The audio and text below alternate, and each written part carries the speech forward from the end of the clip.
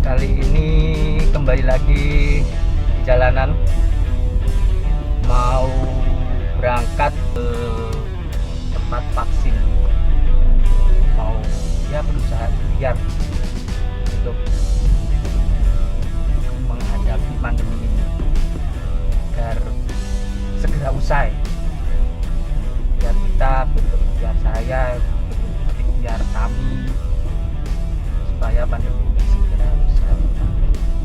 Nah, salah satunya untuk menanggulangi pandemi ini, salah satu cara adalah kan kita semua tahu, yakni dengan vaksin, yaitu sebentar ini ngasih supol tas dulu.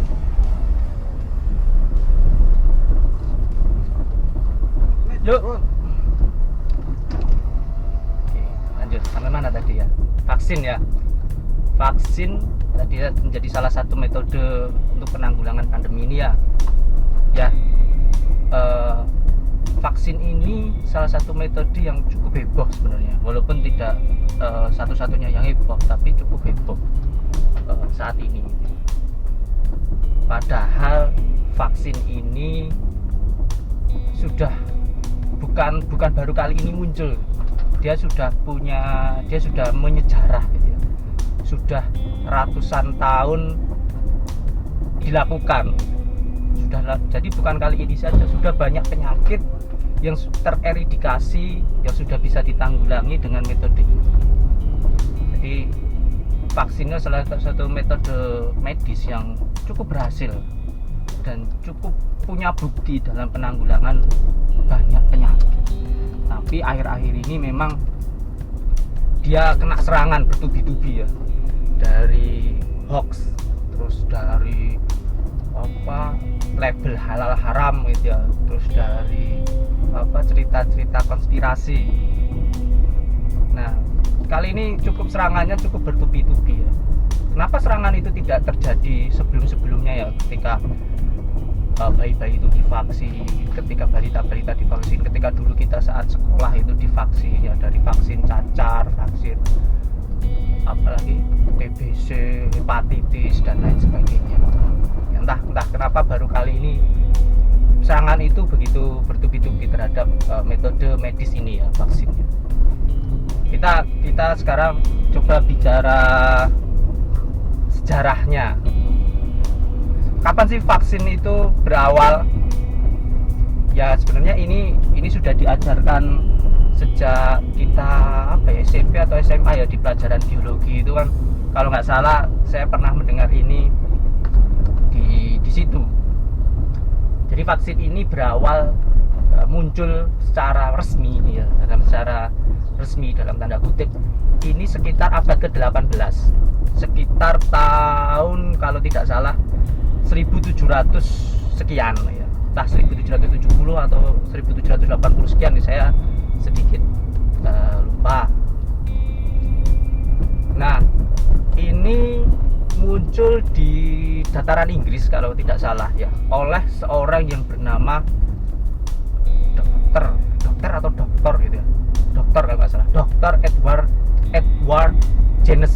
Jenner atau Edward Jenner gitu, Jenner kalau nggak salah. Nah, dia yang pertama kali mengkonsep secara resmi terkait vaksin ini. Dia kalau tidak salah dia itu malah bukan biologis, dia bukan seorang dokter kalau tidak salah ya, malah seorang fisikawan. Ya nanti coba dicek profil biografinya Edward Jenner ya, penemu vaksin atau yang mengonsep vaksin pertama kali. Ya, vaksin itu muncul tadi ya di abad ke-18 ketika ada peristiwa besar juga, yakni pandemi smallpox atau cacar.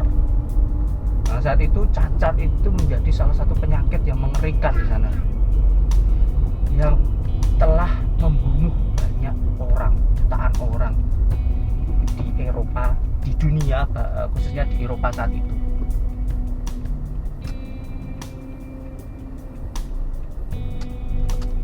Di dunia ya, dan banyak peradaban yang juga dalam tanda kutip musnah atau dihabisin gitu ya, dihabisin oleh smallpox ini. Salah satunya adalah ini ya, kekalahan bangsa Aztec oleh Pizarro, Cortes dan Pizarro itu karena salah satunya adalah karena cacar ya. Karena pasukan dari Spanyol itu, Pizarro itu, kalau nggak salah Pizarro atau Cortes, saya juga kurang tepat ya, itu pasukannya terjangkit penyakit smallpox itu, terus sampai di Amerika Latin, di peradaban suku apa tadi, Aztec tadi, akhirnya banyak yang meninggal gitu. Dan akhirnya mudah untuk dikalahkan. Salah satu penyebab kekalahan, ada yang para ahli mengatakan salah satu penyebab kekalahan bangsa Aztec karena itu, kena cacar. Nah, kita lanjut lagi ke vaksin ya. Vaksin. Nah, Edward Jenner ini dia mengamati ya, dia di Inggris ya, mengamati saat pandemi itu para peternak sapi itu relatif kebal terhadap pandemi ini. Karena ternyata dia itu sudah tertular oleh cacar itu sebelumnya. Nah, dari eviden itu, dari fakta itu, dia mencoba bereksperimen mengambil nanah dari penderita cacar, terus diinokulasi, terus disuntikkan ke orang-orang sehat itu ya. Ternyata it works, berhasil. Yang disuntikan itu tercegah dari penyakit cacar itu, sehingga bisa terselamatkan. Nah, dari situ akhirnya disempurnakan sehingga sampai sekarang vaksin menjadi salah satu metode klinis yang paling bagus, bukan paling bagus ya, salah satu yang terbagus untuk penanggulangan beberapa penyakit ya. Jadi vaksin ini sebenarnya dari kata fascinae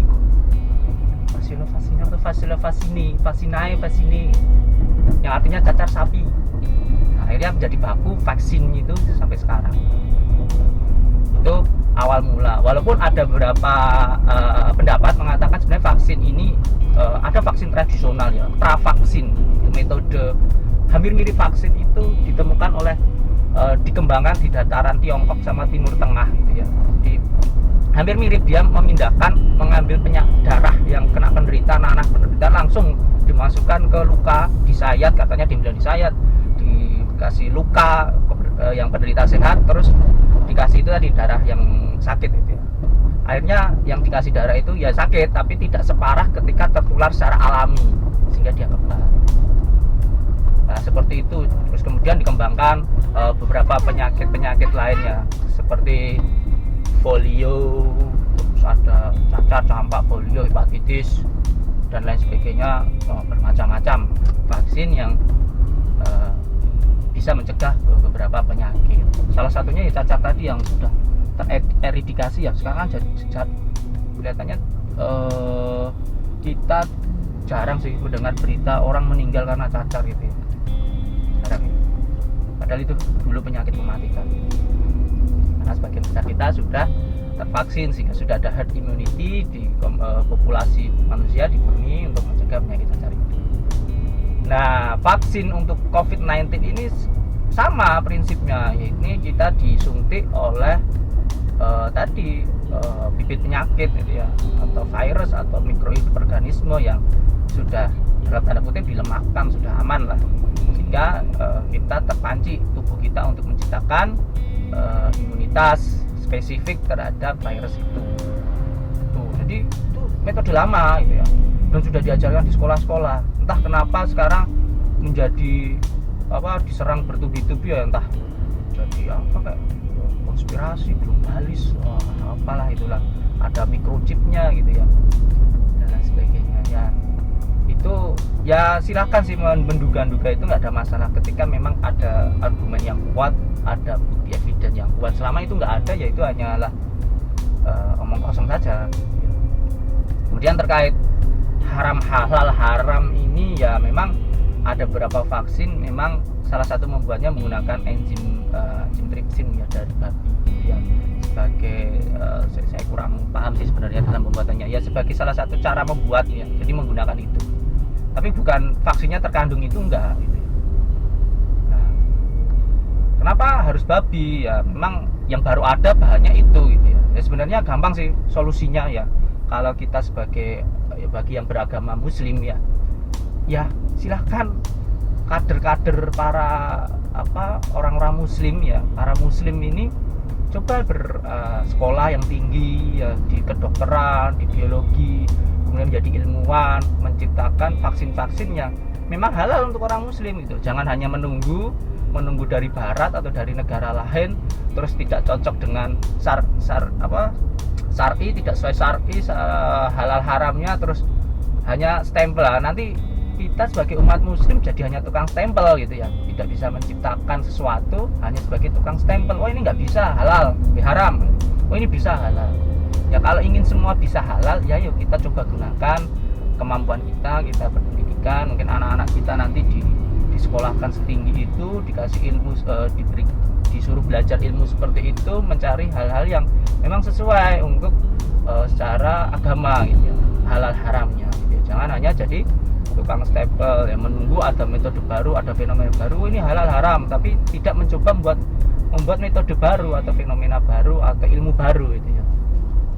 Kok fenomena baru, ilmu baru. Jadi seperti itu ya, sedikit sejarah vaksin. Jadi dia bukan datang dari ruang hampa tiba-tiba ini vaksin sebagai salah satu pencegahan pandemi, enggak, itu juga menyejarah sudah lama gitu. Seperti itu. Oke, ini mau sampai bentar lagi, nanti mungkin saya kasih dokumentasi foto-foto saat nanti vaksin. Jangan nanti ketahuan ya wajah saya. Oke, sampai jumpa kembali di jalanan lagi. Terima kasih.